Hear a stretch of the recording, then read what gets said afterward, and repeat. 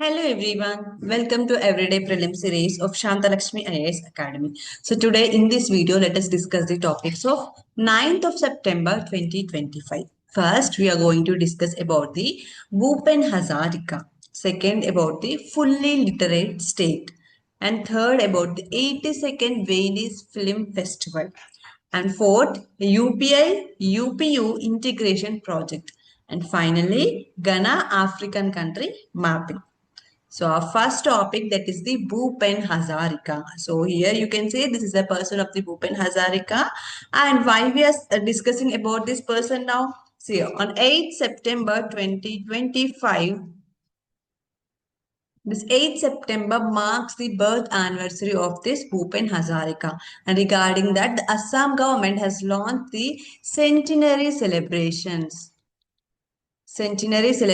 commemorating the 100th birth anniversary of this Bhupen Hazarika from 8th September 2025, and it will run up to the 8th September 2026. And regarding that, the Prime Minister Narendra Modi and also the Union Home Minister Amit Shah paid the rich tributes to this Bhupen Hazarika. So let's see about this Bhupen Hazarika. He hails from the Assam, that is the Sadia village from the Tinsukia district. Tinsukia district. He was a singer, songwriter, filmmaker, writer, and also the politician from Assam. He is lovingly called as the Sudha Kanta for his sweet voice, that is the nectar voiced. And he is also known as the Bhad of Brahmaputra. He was born on 8 September 1926 and he left this earth on 5th November 2011. And he sang many songs in the Assamese language. And these songs were translated into mostly Hindi, Bengali, and other languages also. While studying in the California University in the New York, he was influenced by the Paul Robeson, who was the political activist, civil activist there. And that activist used the songs to influence the society in bringing the socio-cultural or the social reforms. So he was influenced by that person, Paul Robeson, and he also wrote many songs, sang many songs, and thereby bringing the social reforms, socio-cultural or the political reforms in the society. And he also acted as the chairman of the Sangeet Natak Academy from 1998 to 2003 December. So these are the basic details. Who is this Bhupen Hazarika means? He was a singer, songwriter, filmmaker and a politician belonging to the Assam. And coming to the awards, he won the National Film Award for the Best Music Direction in 1975, and then Padma Shri in the 1977, and then Sangeet Natak Academy Award in the 1987, then Dada Saheb Phalke Award in 1992, and the Padma Bhushan in 2001, and Sangeet Natak Academy Fellowship in 2008. Also, he won Padma Vibhushan in 2012 and Bharat Ratna in 2019 posthumously. These awards were given after his death. These two, Padma Vibhushan and the Bharat Ratna, were given to Bhupen Hazarika posthumously. Now moving to a second topic, that is the fully literate state. So why we are discussing this now? See, 8th September marks the International Literacy Day. On this day, the Himachal Pradesh Chief Minister Sukhwinder Singh Sukho declared that Himachal Pradesh has been now declared as the fully literate state as per the ULAS program. Under this ULAS program, this Himachal Pradesh fulfilled the criteria for recognizing or declaring a state as a fully literate state. He also said that from a literacy rate of around 7% after the independence, the Himachal Pradesh progressed to 99.3% in 2025, surpassing the national benchmark of 95%. So under this ULAS program, a state can be declared as a fully literate state when it has the 95% of literate persons in that state. So what do you mean by the literate person? The literate person means that above the age of 7, the person should have the basic understanding of reading and the writing, right? So now let's see about this ULAS program. So this ULAS aligned with the National Education Policy 2020. It stands for the understanding of the lifelong learning for all in society. And it is a New India Literacy Program. New India Literacy Program, which is also known as the Nava Bharat Saksharta Karyakram. It is a centrally sponsored scheme which has a duration of 5 years, that is from the 2022 to 2027. So what is the vision of this ULA scheme? That is to make Bharat Jan Jan Sakshar, all people literate. And what is the objective of this ULA scheme? That is to empower all non-literate adults aged 15 years and above. Remember, under this ULAS program, this ULAS scheme is concerned with the non-literate adults aged 15 years above. So, on what components this ULA scheme will focus? This scheme will focus on empowering the non-literates in building the foundational literacy and the numeracy. The people will be able to learn the alphabets and also the numericals. And also by providing the basic education like writing words, recognizing the numbers, and like basic reading and the writing skills. Not only this foundational literacy and numeracy and basic education, this ULA scheme will also focus on the critical life skills. That means it will teach the critical life skills which is used for lifelong learning. That is the digital literacy, about the digital literacy, how to use the digital or the electronic devices, about the financial literacy, about the legal and the health awareness, and other areas which are useful for their overall life development. And also it will focus on the vocational skills also. It will empower the non-literate adults aged above in giving the vocational skills so that they can be employed, which are useful for the employment. And then next comes the continuing education. They will also provide the education related to continuing the higher education in terms of art, science, or any other streams, the basic formal education. So these are the focus points. Remember, ULA scheme does not only focus on just reading and writing only. It will also focus on the ensuring or empowering the adults with the non-critical life skills also. So, how it will be implemented? The scheme is implemented through the Jan Bhagidari by involving the people, that is through volunteers. So, this scheme enhances or focuses on inspiring the spirit of this Kartavya Bodh by instilling a spirit of duty among the people of the society, thereby leveraging the potential of the learned persons. This scheme works mostly on the volunteer-based education only. The volunteers will come and they only teach the non-literate adults aged above 15. And it will also be implemented in the hybrid mode, whether it is online or offline. And coming to the offline modes, the schools are to be selected as a one unit. And other than the schools, they will establish the Samajik Chetna Kendras, which include the schools, public libraries, panchayat offices, and other offices of or the public offices. And next, the access to the content will be given or provided by the Diksha or the Ullas mobile app. So from this app, the education content will be provided, and that content will be provided in the 22 regional languages. And after giving the education and after imparting these all the foundational and numeracy literacy skills and the basic education and the critical life skills, the learner will get some assessment, will be assessed through the financial literacy and numeracy assessment test twice a year. So it will be conducted 2 times a year, and the learners can avail this opportunity by writing the test. And the learner, after writing the test, the learner will be given the certificate which is jointly signed by the NIOS, that is the National Institute of Open Schooling, and the DOSCL, Department of School Education and Literacy. So this is the ULAS scheme. So through this ULAS scheme, the Himachal Pradesh has been now recognized or declared as a fully literate state with a literacy percentage of about 99.3%. It utilized all these components very well. And now coming to this Himachal Pradesh is the 4th Indian state to declare it as a fully literate state. So what are the other states? See, the Mizoram became the first Indian fully literate state where it was declared on May 2025 with the literacy rate of about 98.2%. And then second state is the Goa, which was also declared in the May 2025 with literacy rate of 96%. And the third state is the Tripura, which also declared as a fully literate state in June 2025 with the percentage of 95.6%.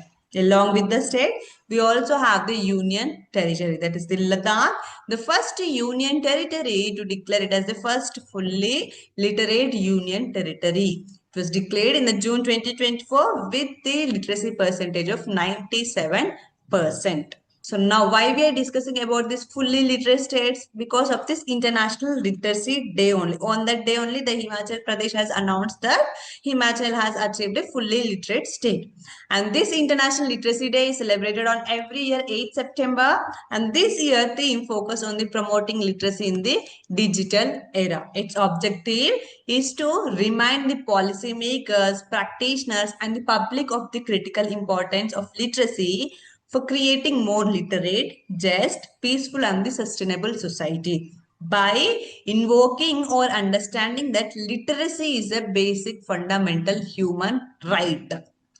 And coming to the origin of this International Literacy Day, it was being celebrated as the International Literacy Day since 1965 by the UNESCO. So what is the specialty of this 1965 and 8th September? Because on this day only, the UNESCO has attended or organized a World Conference on Ministers of Education on the Eradication of Illiteracy, which was held in the Tehran, Iran from 8th to 9th September 1965. And the outcome of that conference was to declare this 8th September every year as the International Literacy Day. Now, moving to a third topic, that is the 82nd Venice Film Festival. So, why we are discussing now? See, India created a history by getting a first medal from the India first medal in this 82nd Venice Film Festival, and that recognition goes to filmmaker Anuparna Roy from the West Bengal. She became the first Indian director to win the Best Director award in the Horizon section for a debut film, Songs of the Forgotten Trees. See, here you can see the picture of the Anuparna Roy. She hails from the West Bengal. From her childhood only, she has from her childhood only, she excelled in the academic background, academic excellence, as well as she has a lot of interest in storytelling. By leaving her IT job in the sales sector in the 2022, she moved to the Mumbai to chase her dreams. In spite of the opposition from her parents doubted her, but she stood firm and she achieved her dream. That is by making a debut film, Songs of Forgotten Trees. And this film was made in her rented apartment in the Mumbai. And now her parents are feeling proud, and she took her parents to the Italy, that is the Venice, and also India to the first Venice Film Festival. Now coming about this film festival, so it is the annual film festival which is held in Venice, Italy, and it is one of the world's oldest film festival. It was started in the year 1932. And it is one of the big 5 international film festivals worldwide. So what are those big 5 international film festivals worldwide? So 3 from the Europe only. That is the Venice International Film Festival, Italy, and the Cannes International Film Festival, France, and the Berlin International Film Festival, Germany, and the next Toronto International Film Festival from Canada, and Sundance Film Festival, United States. So these are the big 5 international film festivals. And this Venice Film Festival was founded by the Giuseppe Volpe. In 1932, he was a member of the National Fascist Party, then Italy. And this was part of the Lebene Bayane Festival, which was a art exhibition festival at those times, and this festival was part of that, and then it eventually became the International Film Festival. So what is the purpose or the aim of this international festival? That is to raise awareness and promote the international cinema in all its forms, including art, entertainment, and industry, in the spirit of freedom and the dialogue.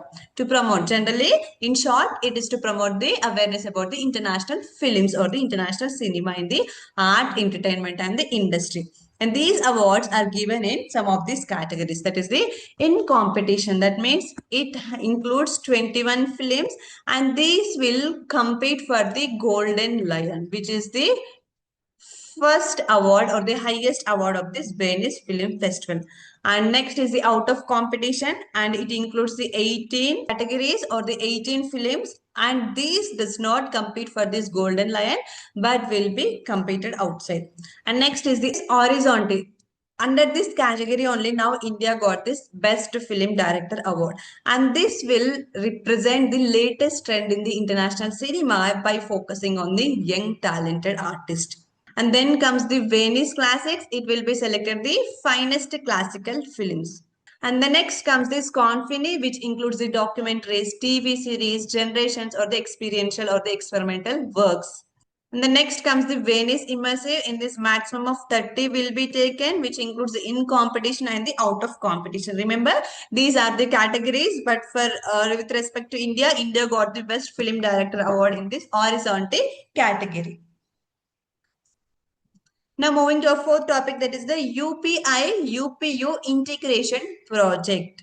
So this was announced at the 28th Universal Postal Congress, which was held in Dubai by the Union Minister for Communications and Development of Northeastern Region, Sri Jyotiraditya M. Scindia. So we'll see what is this UPI-UPU integration project. This project is developed by the Department of Post and the NPCI International Payments Limited, that is the National Payments Corporation of India, International Payments Limited, NIPL, and the Universal Postal Union.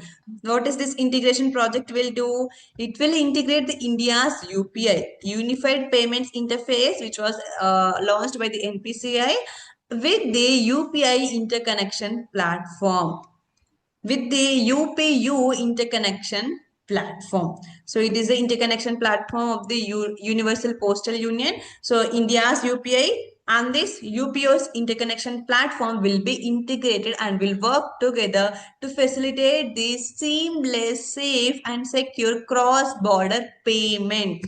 The remittances, it will be used for the remittances. So this is the integration project. Now let's know about this Universal Postal Union. So it was established in 1874 and it is a specialized agency of the United Nations. United Nations has 17 specialized agencies, and out of the 17, Universal Postal Union is one of the specialized agency. And it is the second oldest international organization. So what is the first oldest or the oldest international organization? That is the International Telegraphic Union is the oldest international organization. This Universal Postal Union was headquartered at the Swiss capital, Bern. What is the primary function? Its primary function is to act as a primary forum, a platform for ensuring the cooperation between the postal sector players. The name itself tells us this Universal Postal Union, right? So it will act as a single or the unified platform for ensuring the seamless connection between the postal sector players between the member states, and it has the 192 member states. All the United Nations members will automatically become member of this Universal Postal Union. The non-United Nations member can also apply for its membership. And this UPU consists of the four bodies. First is the Congress, and it is the supreme authority of this union, and it meets every 4 years. Now, the 28th UPU Congress was held in the Dubai. And the next comes the Council of the Administration. So this council ensures the continuity of the UPU's work between the Congresses, and also between the Congress, supervise the activities and studies the regulatory, administrative and the legislative and the legal issues. So it is a kind of implementation of the executive body of this Congress. The next, the Postal Operation Council. So this is the technical and the operational mind of the UPO. It involves in the technical and the operations. It consists of 48 members and these 48 members are elected during this Congress. And next comes the International Bureau. It acts as a secretariat function while providing the logistical and the technical support to these UPU bodies, these three bodies. So this is the structure, organizational structure of the Universal Postal Union. Now coming to a final topic, this Ghana. So here you can locate this Ghana on the western coast of Africa and prime meridian passes through this Ghana. It's a country of West Africa with its capital Accra, and it is the first African country to achieve the independence. And its drainage the rivers include the Volta River and the Oti River. This Volta River is one of the largest artificial lake, and the only natural lake present in this Ghana is the Bosom Twi. And this Ghana is one of the leading nations of this African Union. Although it's small in size, but it has a very large position in the Africa, very huge position in the Africa for its natural resources and also political leverage also. It is the founding member of the African Union and the non-aligned movement also. Here you can see the borders of the Ghana. Here it is Togo, Burkina Faso and the Cote d'Ivoire. That's all for today. Thank you.